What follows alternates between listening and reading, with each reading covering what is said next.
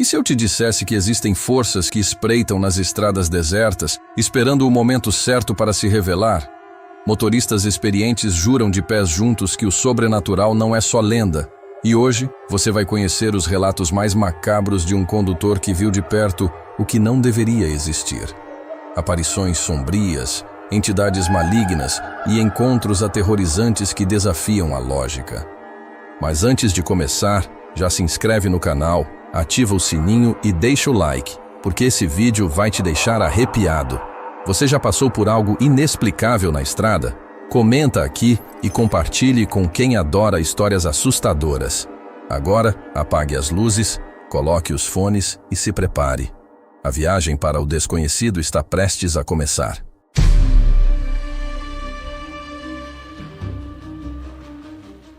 Meu nome é Antônio Santana, tenho 55 anos e sou motorista de uma empresa de ônibus interestadual. Por motivos óbvios, prefiro não expor o nome da empresa. Comecei a trabalhar lá muito jovem.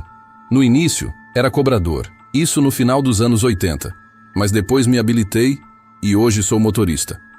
Atualmente, só trabalho em rotas curtas e moro em Feira de Santana, a princesinha do sertão, na Bahia. Meus encontros com o sobrenatural aconteceram em várias estradas desse nosso Brasil. Foram muitos, mas, para não ficar cansativo, vou relatar apenas alguns. O choro da criança e o vulto no ônibus. Na época do meu primeiro encontro com o sobrenatural, eu trabalhava na Rota São Paulo, Maceió. Meu ponto era em Feira de Santana, onde assumia a direção para completar a viagem até Alagoas, e no outro dia, voltava com o carro para São Paulo.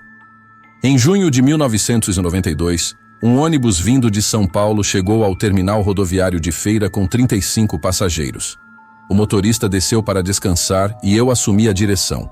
Segui viagem normalmente até que, já no estado de Alagoas, na BR-101, próximo ao município de Junqueiro, o ônibus perdeu força e, do nada, o motor apagou.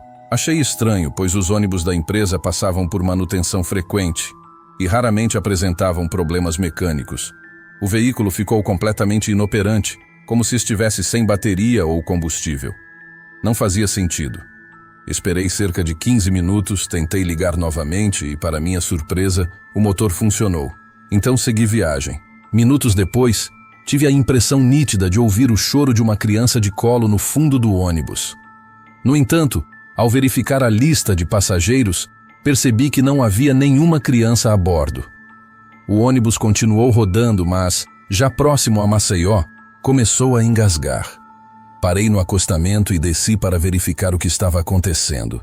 Foi nesse momento que vi claramente o vulto de uma mulher segurando uma criança descendo do ônibus e caminhando em direção a um povoado à beira da estrada. Voltei para o ônibus tremendo de medo. Antes de dar partida, uma senhora sentada na primeira poltrona me perguntou: "Meu filho, você viu o vulto saindo do ônibus?" Balancei a cabeça afirmativamente. Ela não disse mais nada. Ao chegar em Maceió, quando os passageiros desembarcavam, essa mesma senhora se aproximou e revelou que viu a mulher entrando no ônibus quando ele parou pela primeira vez. Mas preferiu apenas orar para que a viagem terminasse em paz. Nunca contei isso para meus superiores, pois sabia que ninguém acreditaria. Apenas minha mãe e meu pai souberam da história. O demônio de olhos em chamas, anos depois, continuava na mesma rota quando tive outra experiência aterrorizante, dessa vez testemunhada por várias pessoas. Na altura do município de Teotônio Vilela, vi algo parado à beira da estrada. Quando me aproximei, percebi que era um ser demoníaco. Ele parecia um homem, mas de seus olhos saíam labaredas de fogo. De repente, aquela coisa começou a correr atrás do ônibus. Por mais que acelerasse, o ser continuava acompanhando o veículo, como se estivesse se divertindo. Depois de alguns quilômetros, passou as unhas na lataria, produzindo um barulho ensurdecedor. Os passageiros que estavam dormindo acordaram assustados. Quem estava sentado do lado direito conseguiu ver claramente a criatura correndo ao lado do ônibus. Ao chegar na garagem da empresa, a lataria do ônibus estava arranhada, como se algo afiado tivesse passado por ali. O responsável da empresa perguntou o que havia acontecido. Contei a verdade, mesmo sabendo que pareceria absurdo. Felizmente, alguns passageiros confirmaram a história. Caso contrário, eu poderia ter sido demitido. Após esse episódio, a empresa mudou minha rota e passei a dirigir na linha Feira de Santana, São Paulo. Mas o sobrenatural parecia me acompanhar, a passageira fantasma. Certa vez, indo para São Paulo, já passava das 5 da tarde quando avistei uma moça parada ao lado da porteira de uma fazenda. Ao me aproximar, ela fez sinal com a mão e eu parei. Ela entrou, me cumprimentou e disse que desceria antes de Engenheiro Caldas. Caminhou até o fundo do ônibus e sentou-se. Meia hora depois, já perto do destino dela, ouvi batidas no vidro que separava a cabine dos passageiros. Era a moça pedindo para descer. Parei no acostamento, ela agradeceu e saiu. Mas quando olhei pelo retrovisor, ela simplesmente sumiu. O cobrador, que viajava comigo, perguntou por que eu havia parado 2 vezes na estrada. Respondi que foi para a moça entrar e depois descer. Ele me olhou assustado. "Que moça?" Sorri e disse para ele esquecer. Já sabia que não era desse mundo. Mais tarde, descobri que naquele mesmo local onde ela embarcou, havia uma cruz com seu nome. Ela havia sido atropelada ali e morreu no local, o cachorro demoníaco em Muriaé. Por fim, o episódio mais aterrorizante aconteceu próximo a Muriaé, Minas Gerais. Era 2008, o ônibus estava lotado e já passava da meia-noite.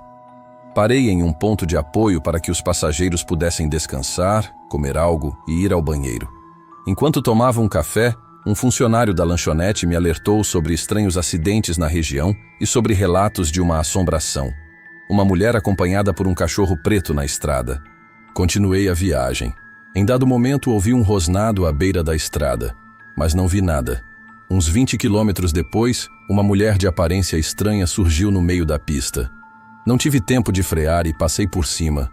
Olhei pelo retrovisor e vi um vulto branco. Em seguida, um cão negro, enorme, começou a correr atrás do ônibus. Nenhum outro motorista parecia notar aquilo. Na parte mais sinuosa da estrada, o demônio se lançou contra a lateral do veículo. O impacto foi tão forte que o ônibus balançou inteiro. Os passageiros começaram a reclamar, achando que eu estava correndo demais. Foi então que um cheiro insuportável de carne podre invadiu o ônibus. Enquanto orava mentalmente, a criatura parou e ficou para trás. Na manhã seguinte, ao chegar no terminal Tietê, em São Paulo, decidi mudar minha vida. Passei a ler a Bíblia, fazer orações e buscar proteção divina. Depois disso, nunca mais fui atacado por essas entidades, mas ver pessoas vagando no meio da estrada, em plena madrugada, se tornou algo corriqueiro. Obrigado por ouvirem meus relatos. Boa noite.